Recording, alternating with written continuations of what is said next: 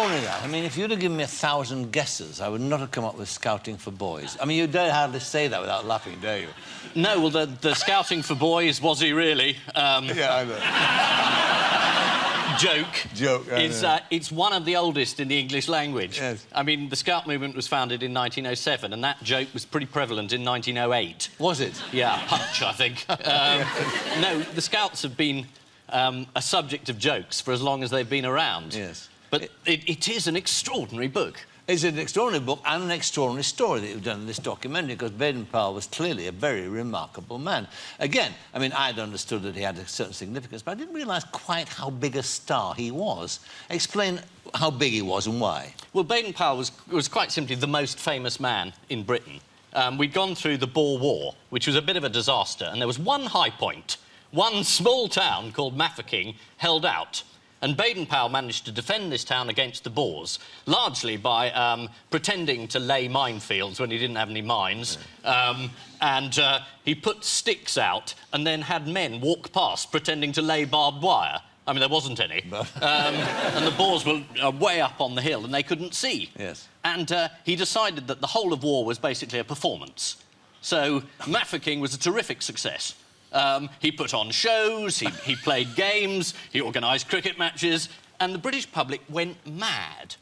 Finally, Mafeking was relieved, Baden-Powell had won. And you think we've got merchandising. That year, there was the Baden-Powell alarm clock, the Baden-Powell egg cup, Baden-Powell carafe, matching glasses. For the ladies, a Baden-Powell fan, so you could look at him in the theatre if the play was boring.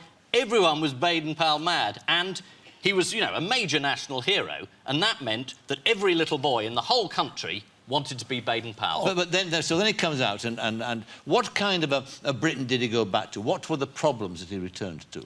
Well, the great thing about reading this book now is that Baden-Powell says, I can't believe this country. It's absolutely full of boys who are unfit, lounging around on street corners, smoking, unemployed, no respect, bad influence, no fathers. And I think, hello, I think I've read this book before. It's extraordinary, isn't it? I mean, his analysis of the problems is absolutely identical.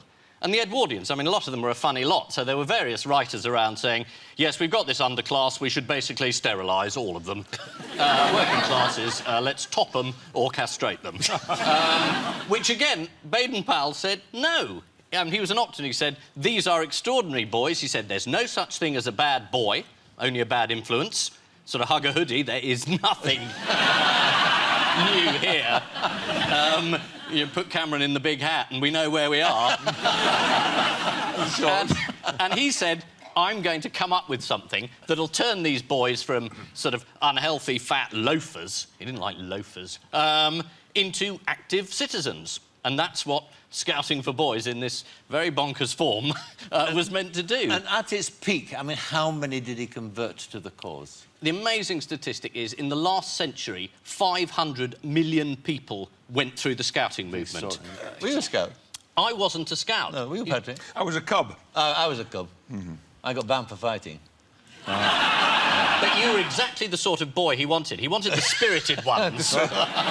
Let's have a look, because in the documentary you go to Baden-Powell's grandson, who's wonderful, and there's a lovely sequence where he talks about his granddad. Let's have a look at this.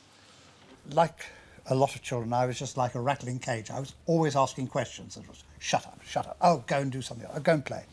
But for the first time in my life, somebody said, oh, yes, I'll explain that to you. Yeah. And I do remember this incredible interest in little boys. I mean that in the nicest way. Yes, but it's almost impossible to say it now. Yeah, I mean... absolutely. He could mentally bring himself down to their level and explain things to them in words of one syllable. As simple as that, really.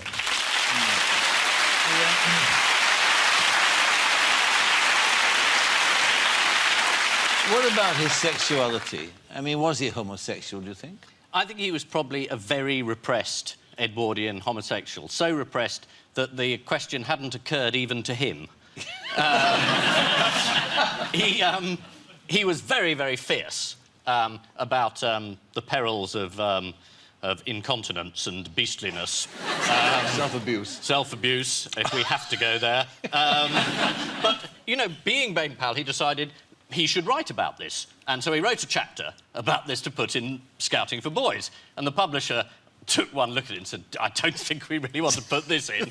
And Baden-Powell said, it's all right, I've showed it to my mother. But he married, of course, didn't he? He married late. He did. A very boyish girl who was about 30 years younger than him. And then he had a series of headaches, which meant he had to sleep on the balcony. On the balcony, I like that. Out in the outdoors. Is there a relevance today? Is there a resonance there? Has it got an echo here in our society? I think it has, because I think the subjects he addresses are all ones we recognise today. It may not be the Scout movement, but there is something. I mean, oddly enough, the subtitle to this Scouting for Boys book is A Guide to Good Citizenship. You know, I interviewed one of the culture ministers, David Lammy, about citizenship. What does everyone go on about? Neighbourliness, citizenship. I mean, Baden-Powell came back from the war, everyone said, oh, he'll set up a cadet force. What does he do? He sets up a movement that helps old ladies across the road. Does Bob-a-Job Week, picks up litter. Yeah. I think it couldn't be more relevant, really. Well, what bothers you about the society we live in today? I mean, when you go round and about, I mean, what is it that really upsets you? What annoys you? What would you like to change? Well, you know me, it's more or less everything. I just like the idea of community there. But the idea that we've lost that. Well, precisely. Where have we lost the plot? I mean, is it down to the politicians or is it us as a nation? Well, I think it's a fragmentation. It's both economic and it's social. And it's that sense of what we owe to our community is less than what we owe to ourselves. And you can trace that back through Thatcher, Blair, probably even further back, though I'd like to blame Blair, obviously. You'd like to blame Blair. Well, as editor of Private Eye, I mean, this is a very, very extraordinary week for you because Mr. Blair is leaving. Yeah, finally, more farewells than Sinatra. That's right, and I know that you've planned already and had made up the farewell issue. Absolutely, we've got a very charming cover of himself and Gordon Brown. Gordon Brown saying, I'm going to fill your shoes, and Blair saying, and I'm going to fill my boots. But has he done nothing that's good? Won't you miss him? No.